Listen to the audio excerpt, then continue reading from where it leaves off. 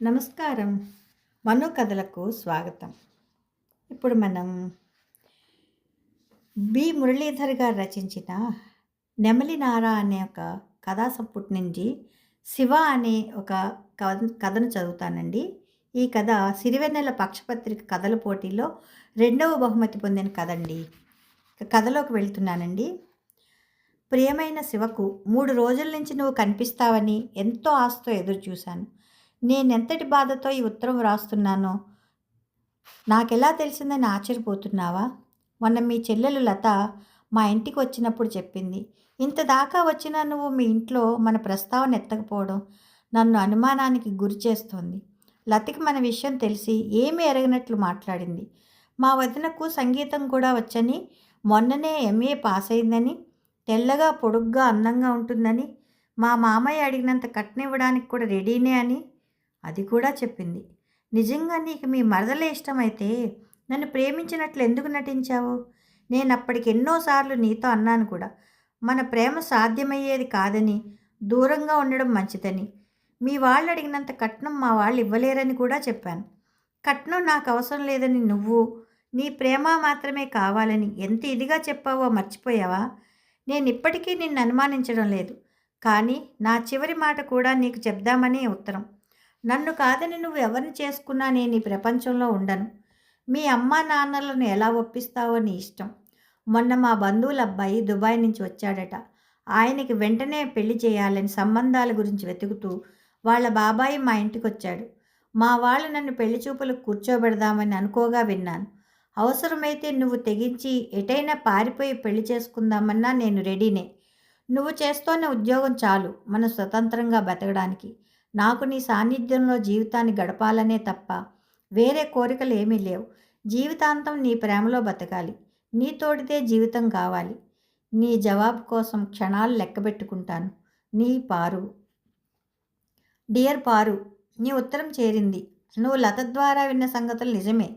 మా మామయ్య రేపో మాపో వస్తాడు కూడా. అంత మాత్రాన నువ్వింత బాధపడిపోతావు అనుకోలేదు. ఆఫీసులో పనెక్కుండి అటుపక్క రాలేకపోయాను. నువ్వు నన్ను అంత తక్కువగా అంచనా వేసినందుకు బాధపడుతున్నాను. నన్ను ఓ సగటు మగాడిలా ఊహించుకొని ఏదేదో వ్రాసావు. మన ప్రేమ భాషలన్నీ నేను మర్చిపోతే కదా గుర్తు చేసుకోవడానికి. నాకు వచ్చే కట్నం డబ్బులతో మా చెల్లి పెళ్లి చేయాలని మా అమ్మ నాన్నలు ఆశపడి ఉన్నమాట నిజమే. కానీ ఆ ప్రయోజనానికి మన ప్రేమని తాకట్టు పెట్టలేను. అలాగైతే మళ్ళీ పాతకదే రిపీట్ అవుతుంది. సమయం చూసి మా అమ్మతో మన విషయం చెప్పి ఒప్పిద్దామని ఉంది. మా అమ్మ తప్పక ఒప్పుకుంటుంది. మా నాన్న ముందు బెట్టి చేసినా ఒప్పుకుంటాడనే నా నమ్మకం. ఒకవేళ ఆయన ఒప్పుకోకపోతే నువ్వు అన్నట్లుగా మనం ఎటైనా పారిపోయి పెళ్లి చేసుకుందాం, సరేనా? మన ఇద్దరం మైనర్లం కాము. స్వేచ్ఛగా పెళ్లి చేసుకునే హక్కు మనకుంది. నీ ప్రేమలో నేను జీవితాంతం గడపాలని గాఢంగా కోరుకుంటున్నాను. పరిస్థితులు ఎంత విషమించినా మనం విడిపోయే ప్రశ్నే లేదు. వరకట్న పిశాచి విలేతాండవం చేస్తున్న ఈ సమాజంలో మన కలయిక ఆదర్శంగా రుజువై తీరుతుంది. నువ్వు ఇంకేమీ ఆలోచించకుండా హాయిగా మన తొలిరాత్రిని గురించి తీయని కలలు కంటూ నిద్రపో. ఈరోజే నేను మా నాన్నతో మాట్లాడి కుదరకపోతే పోట్లాడైనా సరే నీకు వివరాలు తెలియజేస్తాను. నువ్వు మాత్రం ఏ పరిస్థితుల్లోనూ నాతో వచ్చేయడానికి సిద్ధంగా ఉండాలి సుమా. మనం ఎప్పుడు ఎక్కడ ఎలా కలవాలో వివరంగా తెలియజేస్తాను ఆ అవసరం వస్తే. నీ శివ. రైల్వే ప్లాట్ఫామ్ చాలా హడావిడిగా ఉంది. ఓ సిమెంట్ బెంచి మీద కూర్చున్న శివ పారు కోసం 1000 కళ్ళతో వచ్చేపోయే వాళ్ళలో వెతుకుతున్నాడు. జీవితంలో తను చేయబోయే గొప్ప సాహసం గురించి శివ చాలా ఉత్సాహంగా, టెన్షన్గా ఉన్నాడు. వారం రోజుల క్రితమే ఫలానా సమయానికి ఫలానా ట్రైన్కి రెడీగా రమ్మని పారుకి ఉత్తరం రాశాడు. నాన్నని ఒప్పించడానికి శివ ప్రయత్నాలేవి పనిచేయకపోవడంతో చివరికి నిర్ణయానికి వచ్చాడు. తాము ఎక్కాల్సిన రైలు ప్లాట్ఫామ్ మీదకి రానే వచ్చింది. పారు జాడ కనిపించడం లేదు. శివ గుండె వేగంగా కొట్టుకుంటోంది. ఒకవేళ తన ఉత్తరం కనుక అందలేదా? అందకపోవడం అంటూ జరగదు. తన కళ్ళ ముందే ఉత్తరం ఇచ్చి రమ్మని పంపించిన కుర్రాడు వాళ్ళ ఇంటి వరకు వెళ్ళడం చూశాడు. మరి ఆ ఉత్తరం మధ్యలో ఎవరి చేతిలోనైనా పడి పారుని ఇల్లు కదలకుండా నిర్బంధించేశారా? తాను చేయబోతున్న అడ్వెంచర్ ఫెయిల్ అవుతుందా? సమయం గడిచే కొద్దీ శివ ఆతృత పెరిగిపోతోంది. ఫస్ట్ క్లాస్ కంపార్ట్మెంట్ కిటికీలోంచి ఎవరో తనని పేరు పెట్టి పిలిచినట్లు అనిపించింది. వెనక్కి తిరిగి చూశాడు. ఎవరో అమ్మాయి తననే పిలుస్తోంది. 4 అడుగులు ముందరికి వేశాడు. అరే పారు, అప్పుడే ట్రైన్ ఎక్కి కూర్చుందా? శివమొహం ఒక్కసారిగా వెలిగిపోయింది. మరుక్షణంలోనే బలమైన షాక్ తగిలినట్లు అనిపించింది శివకు. పారు పెళ్లి కూతురు ముస్తాబులో ఉంది. కిటికీ దగ్గరగా వెళ్ళాడు. పక్కనే దుబాయ్ యువకుడు పెళ్లి సూట్లో అందంగా ఉన్నాడు. పారు ఆయనకి చెప్తోంది, వీరు శివ అని మాకు తెలిసిన వారు. ఆ పెళ్లి కొడుకు నమస్కారానికి ప్రతి నమస్కారం చేయడం మర్చిపోయిన శివకు ట్రైన్ కదులుతున్న సంగతి తెలిసింది. కిటికీలోంచి పారు శివ చేతిలో ఒక ఉత్తరం పెట్టే లోపున బండి స్పీడ్ అందుకుంది. ఆ ట్రైన్ కంటే వేగంగా ఉత్తరంలోని పంక్తుల వెంట శివ కళ్ళు పరిగెత్తాయి. శివ, నన్ను క్షమించు. నీ ఉత్తరం నాకు అందకపోవడం వలన ఈ పెళ్లి జరిగిపోయిందనుకుంటున్నావు కదూ? కాదు, నీ ఉత్తరం అందింది. అదే రోజు బలవంతంగా నాకు పెళ్లి చూపులు ఏర్పాటు చేశారు. ఒకే చూపులో నేను నచ్చానని, నేను ఒప్పుకుంటే పైసా కట్నం అక్కర్లేదని, తనే అమ్మాయి పేరిట 2 లక్షలు బ్యాంకులో వేస్తానని చెప్పారు. సహజంగానే మా వాళ్ళు పొంగిపోయారు. వెంటనే ఒప్పేసుకుని అప్పుడే అన్ని విషయాలు మాట్లాడేసుకున్నారు. ఆ 3వ నాడే పెళ్లి తిరుపతిలో జరిగింది కాబట్టి మీ దాకా ఆ వార్త తెలిసి ఉండకపోవచ్చును.